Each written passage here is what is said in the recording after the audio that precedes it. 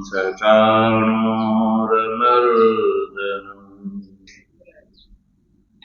देवकी परमानन्दम्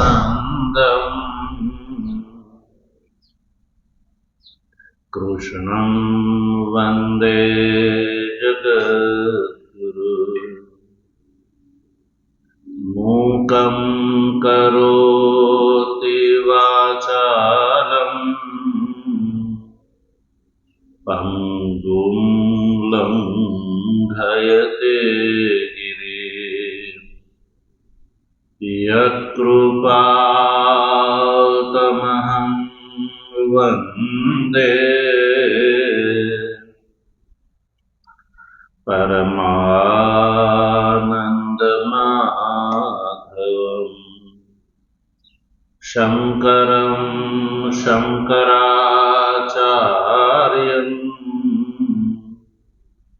केशवं बादरायणम् सूत्रभाष्य कृतौ वन्दे भगवन्तौ पुनः पुनः ईश्वरो गुरुरात्मेति मूर्तिभेदविभागिने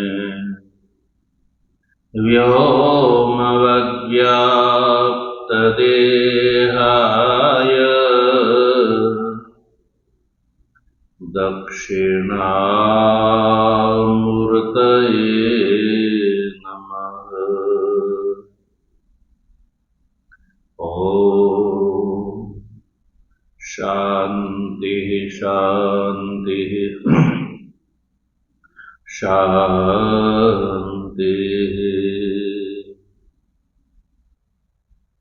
तत्वजिज्ञासु सज्जनों, ભગવાનની પરમાનુકંપાથી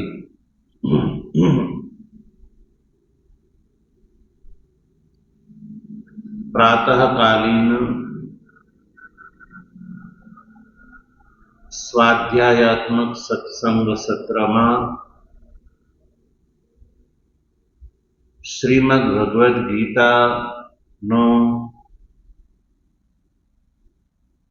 શાંકર ભાષ્યના માધ્યમથી વિચાર કરી રહ્યા છીએ।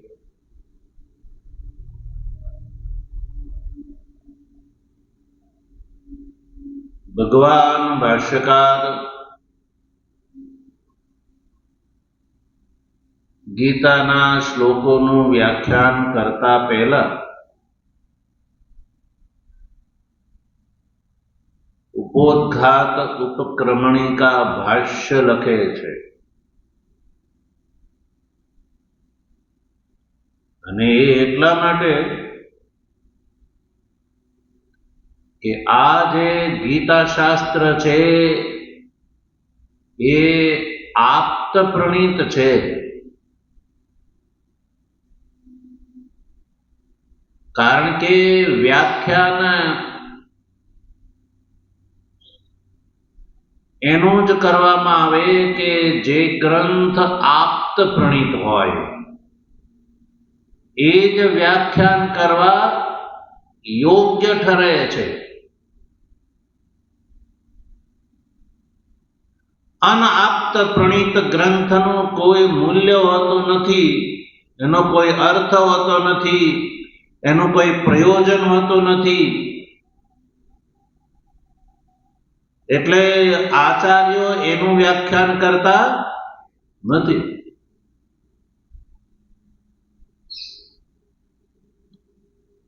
વ્યાખ્યાન એનું જ કરવા યોગ્ય હોય છે જે ગ્રંથ આપ્ત પ્રણીત હોય અને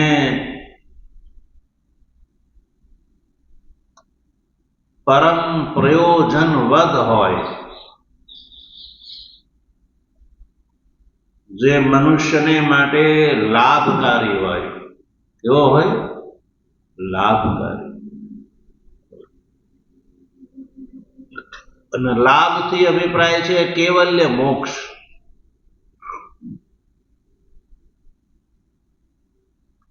એટલે આ જે ભગવદ્ ગીતા ગ્રંથ છે એ સાક્ષાત ભગવાનનો અવતાર એવા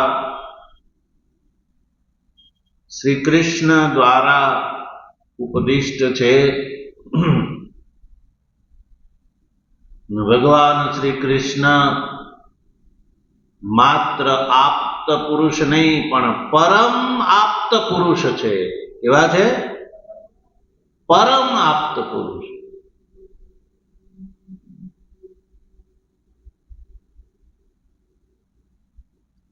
એની કૃપાથી, એના અનુગ્રહથી કોઈ મનુષ્ય પણ જો ગ્રંથની રચના કરે તો એ આપ્ત ગણાય છે.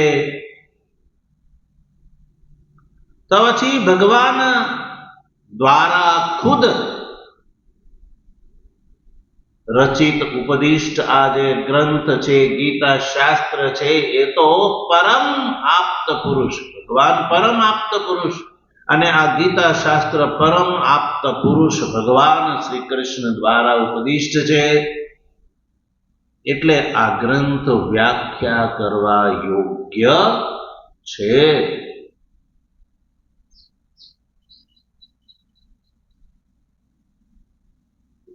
કારણ કે ભગવાન દ્વારા રચિત છે. હવે એક વ્યાખ્યાન કરવા યોગ્યમાં એક કારણ આપ્ત પ્રણિત છે એટલે પણ, અને આ જે ગ્રંથ છે એનું પ્રયોજન પરમ નિશ્રેષ મોક્ષ છે. એટલા માટે પણ આ ગ્રંથ, આ ગીતા શાસ્ત્ર વ્યાખ્યાન કરવા યોગ્ય છે. કારણ કે આ ગીતા શાસ્ત્રથી આજે મનુષ્યને નિરતિશય સુખનો આવિર્ભાવ અને નિશેષ અનર્થનો ઉચ્છેદ રૂપ પ્રયોજન જે છે એ આ ગીતા શાસ્ત્રનું છે, જે પરમ પ્રયોજન છે. સામાન્ય નહીં પણ પરમ પ્રયોજન નિરતિશય સુખની પ્રાપ્તિ અને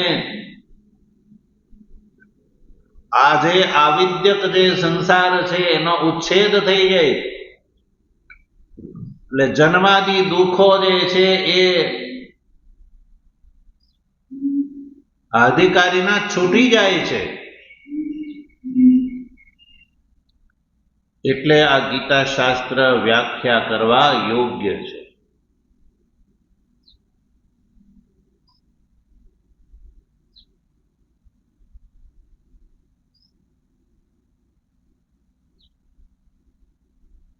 આ જે કૈવલ્ય ફળ છે એટલે કે નિરતિશય સુખનો આવિર્ભાવ અને સંસારના રૂપ અનર્થનો ઉચ્છેદ, એટલે એને ટૂંકમાં આપણે મોક્ષ ફળ કહીશું. શું કહીશું? મોક્ષ ફળ. યા નિર્વિશેષ ભાવની પ્રાપ્તિ, કૈવલ્ય ભાવની પ્રાપ્તિ. ટૂંકમાં એને નિર્વિશેષ મોક્ષ શબ્દનો પ્રયોગ આપણે એના માટે કરીશું.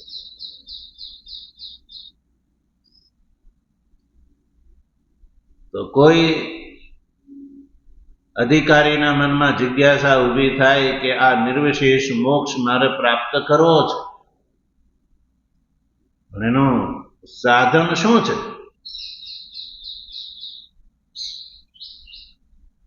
શું કરવાથી આ નિર્વિશેષ મોક્ષ જે છે, ગીતા શાસ્ત્રનું જે પરમ પ્રયોજન નિર્વિશેષ મોક્ષ એ પ્રાપ્ત થાય?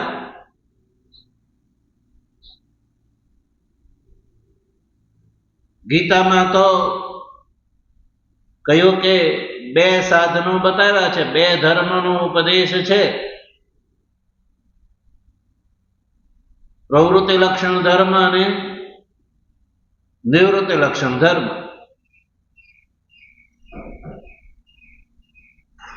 આ બે જ ધર્મનું ગીતા શાસ્ત્રની અંદર પ્રતિપાદન છે. તો હવે મુમુક્ષુના મનમાં એ સંદેહ થાય કે આ બંનેમાંથી નિર્વિશેષ મોક્ષનું સાધન કયું?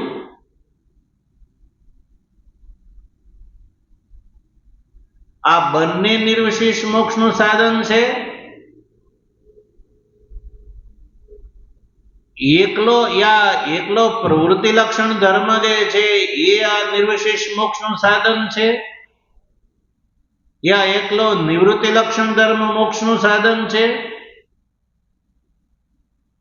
યા પછી પ્રવૃત્તિ લક્ષણ ધર્મ અને નિવૃત્તિ લક્ષણ ધર્મ બેવ મોક્ષનું સાધન છે? એ સંદેહ હજી નિવૃત્ત થયો નથી. એટલે આ જે સાધન વિષયક જે સંદેહ છે એ ભગવાન ભાષ્યકાર દૂર કરે છે. કારણ કે ભગવાન શ્રી કૃષ્ણએ તો બેવનો ઉપદેશ આપ્યો છે, પ્રવૃત્તિ લક્ષણ ધર્મ અને નિવૃત્તિ લક્ષણ ધર્મ. એટલે સાધનનો વિચાર પરમ આવશ્યક છે કે જે નિર્વિશેષ મોક્ષ, જે આ ગીતા શાસ્ત્રનું જે પરમ પ્રયોજન છે એ પ્રાપ્ત કરવા માટે મનુષ્યએ શેનું અનુષ્ઠાન કરવું? એકલા પ્રવૃત્તિ લક્ષણ ધર્મનું યા બંનેનું, યા એકલા નિવૃત્તિ લક્ષણ ધર્મનું? એ જે સ્પષ્ટીકરણ થયું તો એ તો ગીતાના સંદર્ભમાં જ સ્પષ્ટીકરણ થાય. ભગવાનના જે કથન દ્વારા જ એ નક્કી થશે કે ભગવાન આ વિષયમાં શું કીધું છે.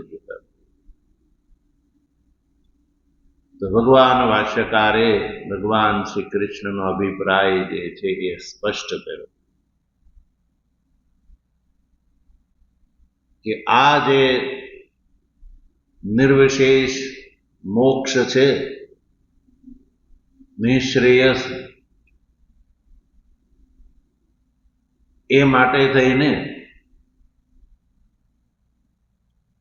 સર્વપ્રથમ સર્વ કર્મનો સંન્યાસ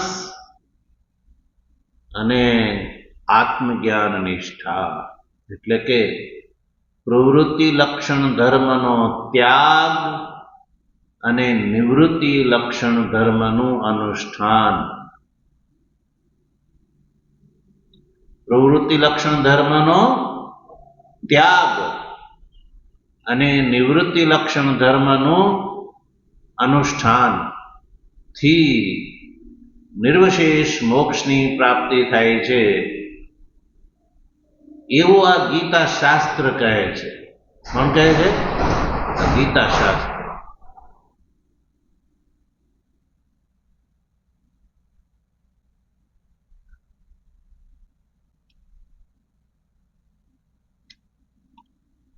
પ્રવૃત્તિ લક્ષણ ધર્મ જે છે એનો ત્યાગ કર્યા પછી નિવૃત્તિ લક્ષણ ધર્મનું અનુષ્ઠાન એ મોક્ષનું સાધન છે. તો આ કથનનો અભિપ્રાય એ છે કે નિવૃત્તિ લક્ષણ ધર્મ એટલે કે જ્ઞાન નિષ્ઠા, એટલે કે આત્મજ્ઞાન, એ સાક્ષાત સાધન છે, અને પ્રવૃત્તિ લક્ષણ ધર્મ જે છે એ પરંપરાથી સાધન છે, સાક્ષાત સાધન નથી. એવું આ ગીતાનું કથન છે, અભિપ્રાય છે. ભગવાન શ્રી કૃષ્ણનો આ અભિપ્રાય છે.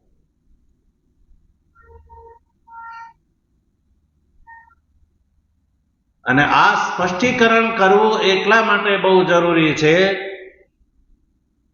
કે ભગવાન ભાષ્યકાર પહેલા જ્ઞાન કર્મ સમુચ્ચયવાદી જે વૃત્તિકાર છે એને ભગવાનનો અભિપ્રાય જે છે એ ગલત કાઢેલો, અર્થ જે છે એ ભગવાનના કથનની અનુરૂપ જે છે એ અર્થ કરેલો. વૃત્તિકાર એવું કહે છે કે પ્રવૃત્તિ લક્ષણ ધર્મ અને નિવૃત્તિ લક્ષણ ધર્મ આ બેઉ સાક્ષાત સાધન, એવો અર્થ એને કર્યો છે.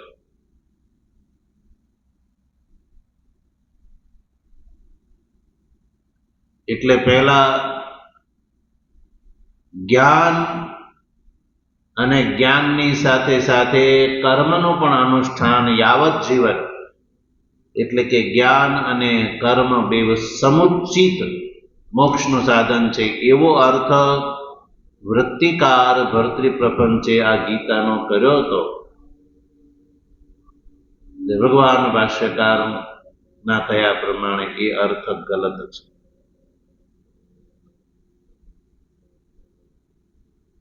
નિવૃત્તિ લક્ષણ ધર્મ છે એ સાક્ષાત સાધન છે. પ્રવૃત્તિ લક્ષણ ધર્મ સાક્ષાત સાધન નહીં પણ પરંપરાથી સાધન છે. આવો ગીતાનો અર્થ છે. એટલે સૌથી પહેલા મનુષ્યએ પ્રવૃત્તિ લક્ષણ ધર્મનું અનુષ્ઠાન એટલે વર્ણ અને આશ્રમ ધર્મનું પાલન. પ્રવૃત્તિ લક્ષણ ધર્મ એટલે વર્ણ અને આશ્રમ ધર્મનું પાલન, એટલે કે શાસ્ત્રમાં મનુષ્યના માટે જે કરવા માટે જેનું વિધાન કર્યું છે એને પ્રવૃત્તિ લક્ષણ ધર્મ કહેવામાં આવે છે. જે રીતે વર્ણ અને આશ્રમ અનુસાર યજ્ઞ, દાન, વ્રત, જપ, તપ, તીર્થ વગેરે આ પ્રવૃત્તિ લક્ષણ ધર્મમાં આવે છે. તો સૌથી પહેલા મનુષ્ય વર્ણ અને આશ્રમને અનુરૂપ જે યજ્ઞ, દાન, વ્રત, જપ, તપ, તીર્થ એટલે વર્ણ અને આશ્રમને ઉદ્દેશીને બતાવેલા કર્મો અને મનુષ્ય માત્ર સંબંધી કર્મો, એ કર્મનું વર્ણ અને આશ્રમના ક્રમ પ્રમાણે જ્યારે મનુષ્ય અનુષ્ઠાન કરે ત્યારે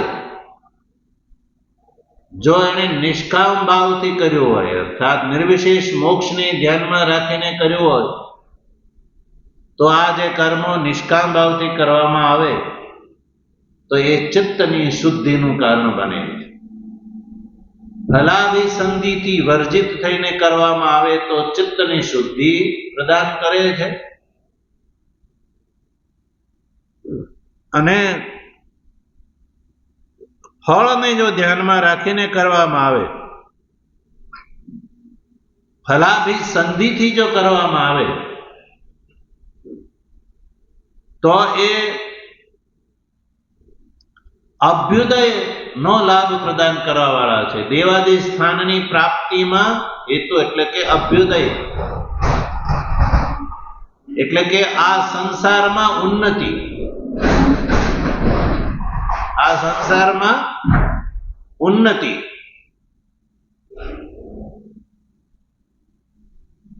પ્રદાન કરવા વાળો થાય છે પ્રવૃત્તિ લક્ષણ ધર્મ.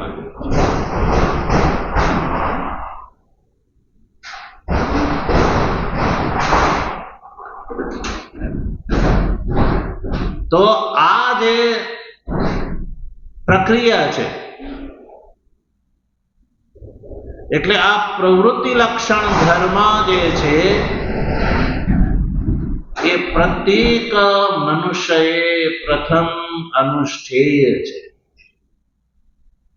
ક્યાં સુધી અનુષ્ઠેય છે? અંતઃકરણ શુદ્ધ થાય ત્યાં સુધી.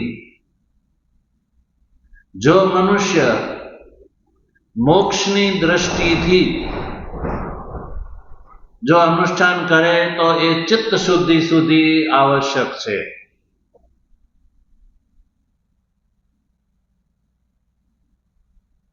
અને દેવાદી સ્થાનની પ્રાપ્તિ કરવી હોય, અભ્યુદય કરવો હોય તો એ ફલની અભિસંધિથી કરવા યોગ્ય છે.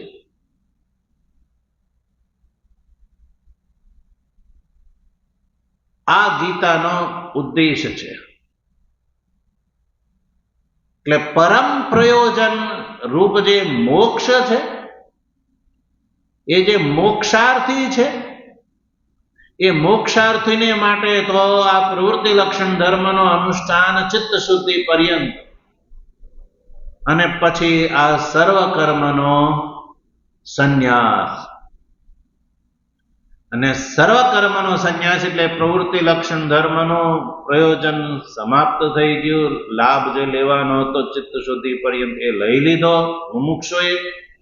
પછી એનો ત્યાગ એટલે કે સંન્યાસ ગ્રહણ કરી અને નિવૃત્તિ લક્ષણ ધર્મનું અનુષ્ઠાન એટલે કે વેદાંતનું સંન્યાસ દ્વારા વેદાંતનું શ્રવણ મનન નિધિધ્યાસન રૂપ જે નિવૃત્તિ લક્ષણ ધર્મનું અનુષ્ઠાન મુમુક્ષુ કરે તો એના દ્વારા એ નિર્વિશેષ મોક્ષનો ભાગીદાર થાય છે, એવો આ ગીતાનો અર્થ છે.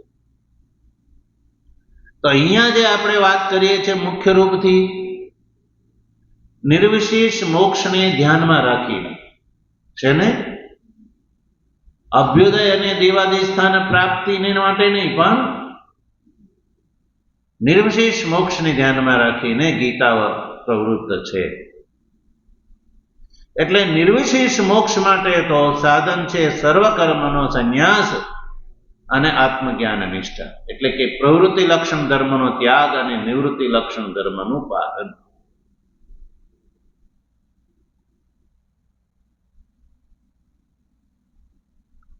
ભગવાન જે છે એ પણ આ જ વાત આ ગીતામાં ભગવાનનો અભિપ્રાય છે એ કેમ ખબર પડે? શેના દ્વારા તમે આ નક્કી કર્યું?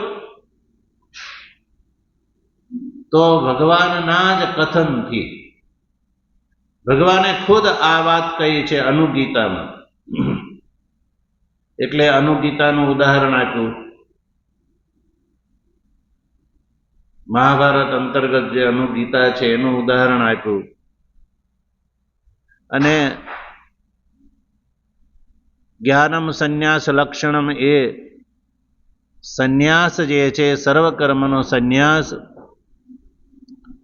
સર્વકર્મના સંન્યાસ પૂર્વક આત્મજ્ઞાન નિષ્ઠારૂપ ધર્મથી જ નિર્વિશેષ મોક્ષની પ્રાપ્તિ થાય છે. એમાં પણ ઉદાહરણ આપ્યું અનુગીતા.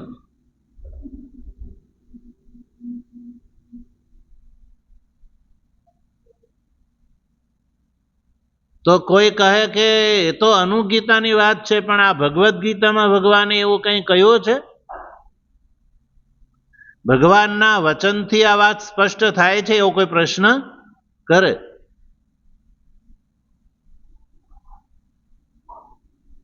તો આ ગીતાના 18મા અધ્યાયના 66મા શ્લોકનું ઉદ્ધરણ ભગવાન ભાષ્યકારે અહીંયા આપ્યું અને કહ્યું કે સર્વધર્માન પરિત્યજ્ય મામેકમ શરણમ વ્રજ. આ જે વચન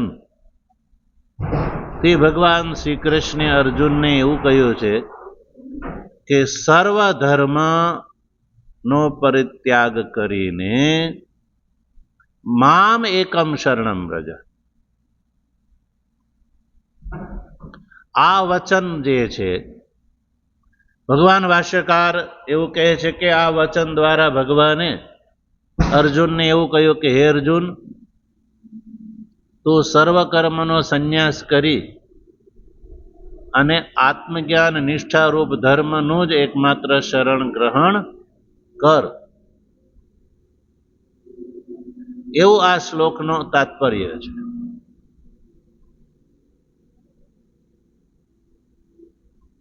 એટલે આ શ્લોકની અંદર જે કહ્યું કે સર્વ ધર્માન પરિત્યજ્ય, ધર્માન શબ્દમાં બહુવચન છે. શું છે? બહુવચન. તો પછી ધર્મો કેટલા હશે? બહુવચનનો પ્રયોગ તો ક્યારે થાય? બે થી વધારે હોય તો એના માટે બહુવચનનો પ્રયોગ થાય.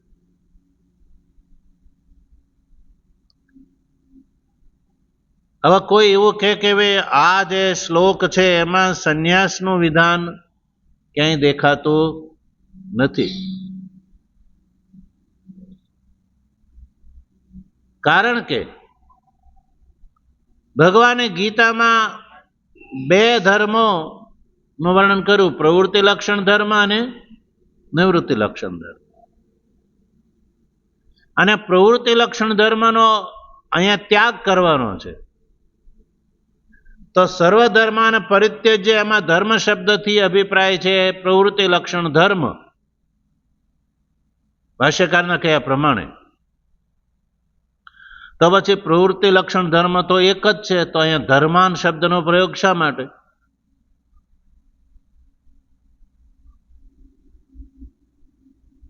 તો સર્વધર્માનનો અભિપ્રાય એ છે કે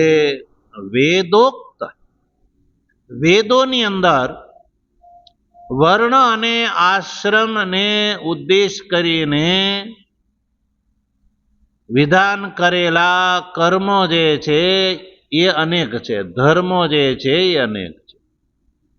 જેમ કે યજ્ઞ છે, દાન છે, વ્રત છે, જપ છે, તપ છે, તીર્થ છે, સેવા છે, શુશ્રૂષા છે. આ બધા શું છે? જુદા જુદા છે. અને આ બધાને માટે એક શબ્દનો પ્રયોગ કરીએ તો પ્રવૃત્તિ લક્ષણ ધર્મ એવું કહેવાય.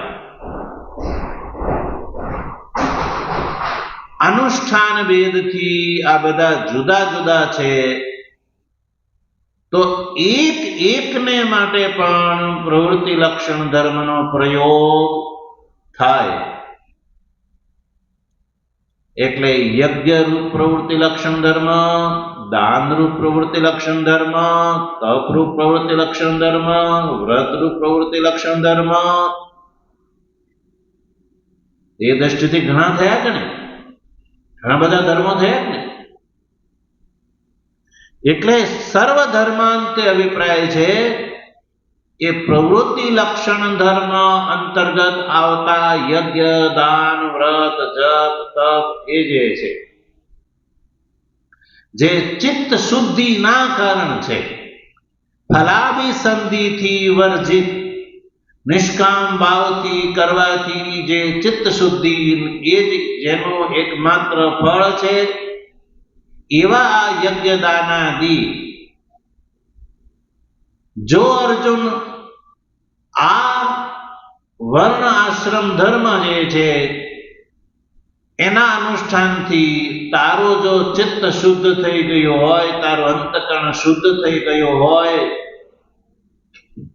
અને જો તને આ વિવેક થઈ ગયો હોય, નિત્ય અનિત્ય વસ્તુનો વિવેક જો તને થઈ ગયો હોય ચિત્ત શુદ્ધિના કારણે, અને તને એ સમજાઈ ગયું હોય કે આ જે સંસાર છે, આલોક અને પરલોક સહિત એ અનિત્ય છે, ક્ષણભંગુર છે, નાશવંત છે, એ વાત જો તને સમજાઈ જાય ત્યારે તારે આ સર્વ કર્મનો પરિત્યાગ કરી અને મામેકમ એટલે કે આત્મજ્ઞાન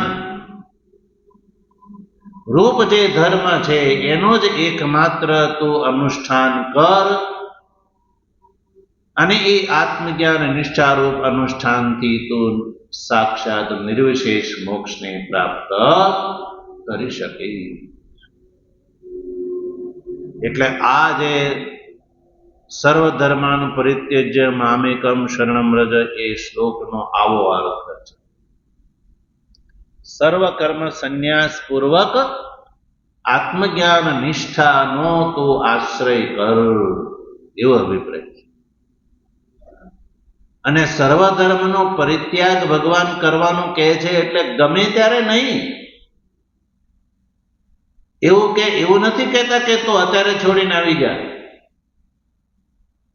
પણ આ જે સર્વધર્મથી અભિપ્રાય પ્રવૃત્તિ લક્ષણ ધર્મનું અનુષ્ઠાન કરતા કરતા જ્યારે ચિત્ત શુદ્ધ થઈ જાય, વિવેકાદી 4 સાધનથી સંપન્ન થઈ જાય,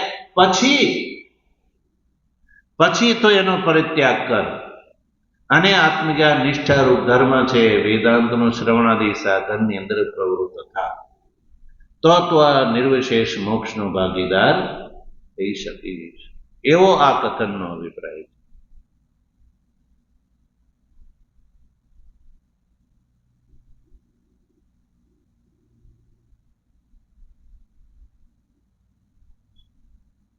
હવે જ્યારે ભગવાન શ્રી કૃષ્ણનો આવો અભિપ્રાય જ્યારે નિશ્ચિત કરવા જઈ રહ્યા છે, ત્યારે એક પ્રશ્ન એ પણ ઉભો થાય છે કે જો આ 18મા અધ્યાયના 66મા શ્લોકમાં ભગવાને સર્વધર્મનો પરિત્યાગ કરી અને આત્મજ્ઞાન નિષ્ઠારૂપ ધર્મનું અનુષ્ઠાન એ જ મોક્ષનું સાધન છે, એટલે એનું અનુષ્ઠાન એવું ભગવાન કહેવાનો અભિપ્રાય થતો હોય, તો કુરુ કર્મેવ તસ્માત્તમ 4થા અધ્યાયના 15મા શ્લોકમાં ભગવાને અર્જુનને કહ્યું કે કુરુ કર્મેવ તસ્માત્તમ, તસ્માત્તમ કર્મ એવ કુરુ. તો ભગવાન શ્રી કૃષ્ણે ત્યાં અર્જુનને કર્મ કરવાની આજ્ઞા આપી છે. કર્મ એવ કુરુ, હે અર્જુન તું કર્મ કર. તો સ્પષ્ટ વચન છે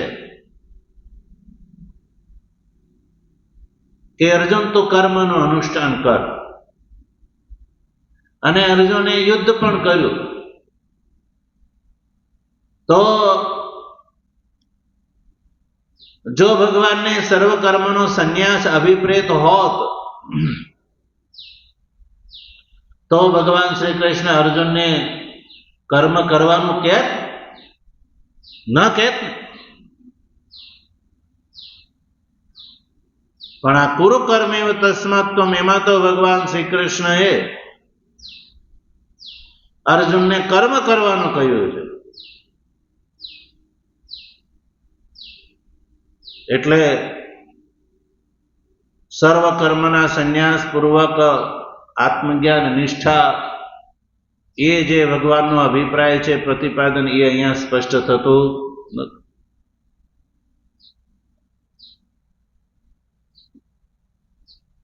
પ્રવૃત્તિ લક્ષણ ધર્મ જે છે એનું પણ ભગવાને અનુષ્ઠાન કરવાનું કહ્યું છે. તો ભગવાન ભાષ્યકાર આ પ્રશ્નનો ઉત્તર સ્પષ્ટ કરતા કહે છે કે આ જે પ્રવૃત્તિ લક્ષણ ધર્મ જે છે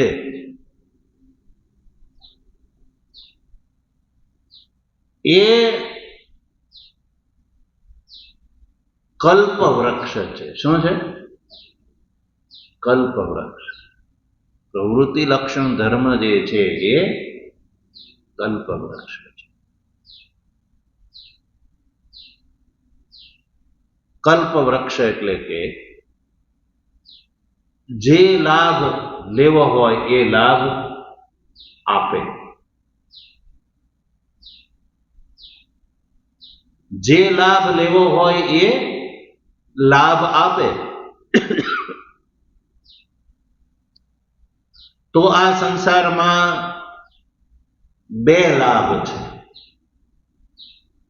એક સંસારનો લાભ અને એક પરમાત્માનો લાભ, મોક્ષ લાભ. શું છે? મોક્ષનો લાભ, નિર્વિશેષ મોક્ષનો લાભ. ત્યાં એમ કહો કે સંસારનો લાભ અને એક આ પરમાત્માનો લાભ. સંસારના લાભમાં પણ બે પ્રકાર, આલોકનો લાભ અને પરલોકનો લાભ. આલોકનો લાભ અને પરલોકનો લાભ. આલોકનો લાભ લેવો હોય, પશુ, પુત્ર, ગો, ભૂમિ, હિરણ્ય, વગેરે આલોકનો લાભ લેવો હોય તો પણ આ પ્રવૃત્તિ લક્ષણ ધર્મથી આલોકનો લાભ મેળવી શકાય છે. પરલોકનો લાભ જે છે એ પણ બે પ્રકારનો. પરલોકનો લાભ પણ બે પ્રકારનો.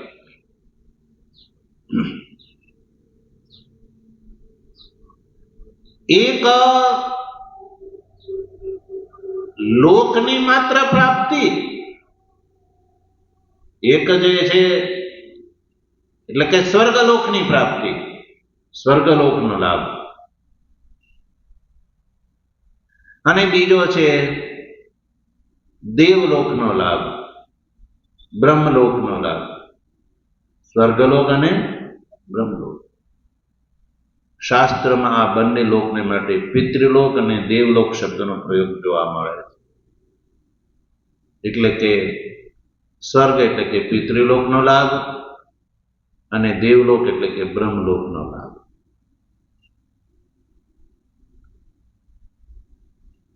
તો સ્વર્ગલોકનો લાભ લેવો હોય તો આ પ્રવૃત્તિ લક્ષણ ધર્મનો એક પ્રકાર છે શારીરિક કર્મ, યજ્ઞ વગેરે. એ દ્વારા સ્વર્ગલોકનો લાભ પ્રાપ્ત થાય છે. અને પ્રવૃત્તિ લક્ષણ ધર્મનો એક બીજો પ્રકાર છે માનસિક કર્મ, જેને ઉપાસના કહેવામાં આવે, ભક્તિ કહેવામાં આવે. શું કહેવામાં આવે? વર્તમાન પૌરાણિક દ્રષ્ટિથી જેને ભક્તિ કહેવામાં આવે અને ઉપનિષદની દ્રષ્ટિથી જેને ઉપાસના કહેવામાં આવે. તો આના દ્વારા દેવલોકની પ્રાપ્તિ. અને એમાં બે પ્રકાર, દેવલોકની પ્રાપ્તિ અને દેવ સાયુજ્યની પ્રાપ્તિ. એ બે પ્રકાર, દેવલોકની પ્રાપ્તિ અને દેવ સાયુજ્યની પ્રાપ્તિ. ઉપાસના જે છે પ્રવૃત્તિ લક્ષણ ધર્મનો જ એક પ્રકાર ઉપાસના છે. એ ઉપાસના બે પ્રકારની, ત્રણ પ્રકારની ગણો આપણે, પણ ફળની દ્રષ્ટિથી બે પ્રકાર ગણો. એક પ્રકાર તો કર્મની અંદર, કર્મના ફળની સાથે એનો અંતર્ભાવ થાય છે, એટલે આપણે બે ગણીશું કે દેવલોકને પ્રાપ્ત કરવા વાળી ઉપાસના અને દેવ સાયુજ્યને પ્રાપ્ત કરવા વાળી ઉપાસના.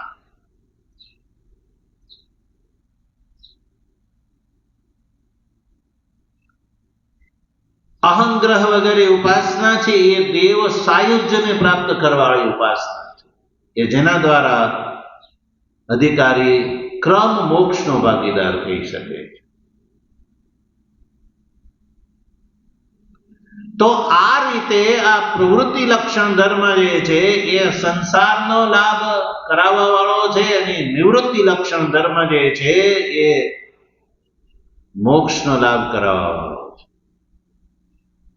તો પ્રવૃત્તિ લક્ષણ ધર્મથી સંસારે પ્રાપ્ત થાય છે અને પરંપરાથી મોક્ષ પણ પ્રાપ્ત થાય છે. એટલે પ્રવૃત્તિ લક્ષણ ધર્મ જે છે એનો એક લાભ છે અભ્યુદય, અર્થાત કે દેવાદી સ્થાનની પ્રાપ્તિ. વર્ણ અને આશ્રમને ઉદ્દેશીને કરવામાં આવતો જે આ પ્રવૃત્તિ લક્ષણ ધર્મ છે, જો ફલાભિસંધિથી એટલે ફળને ધ્યાનમાં રાખીને કરવામાં આવે તો આ રીતે અભ્યુદય એટલે કે સ્વર્ગલોક, દેવલોક વગેરેને પ્રાપ્ત કરવામાં કારણભૂત, દેવાદી સ્થાનની પ્રાપ્તિમાં હેતુ છે. અને જો નિષ્કામ ભાવથી કરવામાં આવે, આ જ પ્રવૃત્તિ લક્ષણ ધર્મ નિષ્કામ ભાવથી એટલે કે ફલાભિસંધિથી વર્જિત થઈને કરવામાં આવે,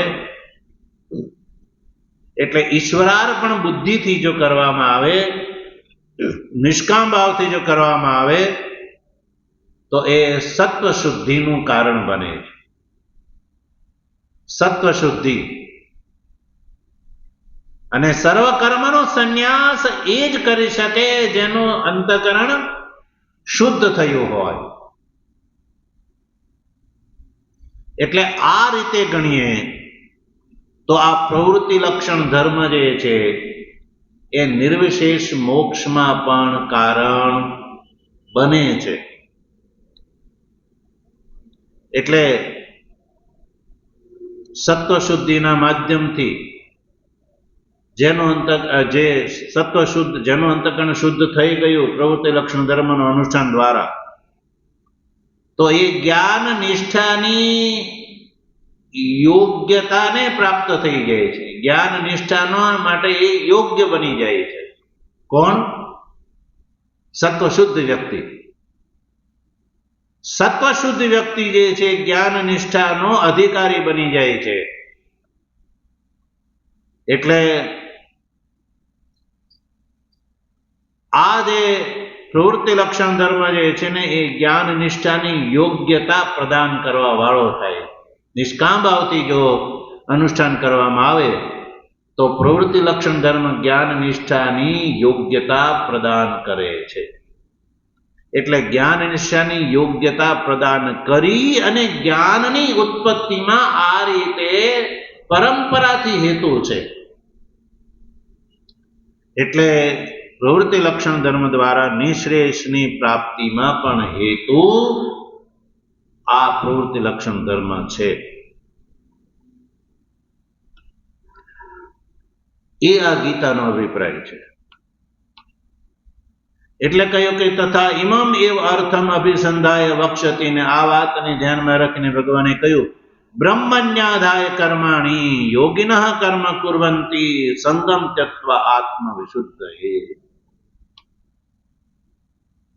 એટલે ભગવાનના આ વચનોને જોઈએ તો બ્રહ્મણ્યાધાય કર્માણી યોગિનઃ કર્મ કુર્વંતી સંગમ ત્યક્ત્વા આત્મશુદ્ધ, એ જે ભગવાનના વચનથી ભગવાનનો આ અભિપ્રાય સ્પષ્ટ થઈ જાય છે કે ભગવાન એવું માને છે કે પ્રવૃત્તિ લક્ષણ ધર્મ જે છે એ ચિત્ત શુદ્ધિ પર્યંત જ એ અનુષ્ઠેય છે. અને ચિત્ત શુદ્ધ થયેલો વ્યક્તિને માટે પછી સર્વકર્મનું સંન્યાસનું વિધાન અને ત્યારબાદ નિવૃત્તિ લક્ષણ ધર્મ રૂપ જે છે વેદાંતનું શ્રવણ મનન નિધિધ્યાસન જે છે એ કર્તવ્ય છે અને એ દ્વારા નિર્વિશેષ મોક્ષની પ્રાપ્તિ થાય છે. હવે આ જે શ્લોકોનું ઉદ્ધારણ આપ્યું છે એ દ્વારા ભગવાનનો આ અભિપ્રાય સ્પષ્ટ થાય છે. એ ભગવાનની કૃપા છે તેનો આગળ વિચાર કરીશું. ઓમ વસુદેવ સુતં દેવં કંસચાણૂરમર્દનમ દેવકી પરમાનંદં કૃષ્ણં વંદે જગદ્ગુરુ.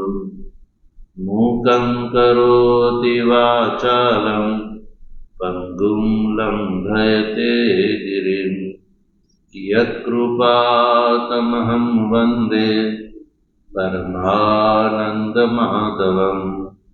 શંકરં શંકરાચાર્યં કેશવં બાદરાયણં સૂત્રભાષ્ય કૃતૌ વંદે ભગવन्तौ પુનઃ પુનઃ. ઈશ્વરો ગુરુરાત્મેતિ મૂર્તિભેદ વિભાગિને વ્યોમવદ્વ્યાપ્તદેહાય દક્ષિણામૂર્તયે નમઃ. ઓમ શાંતિ શાંતિ શાંતિ. સદગુરુદેવ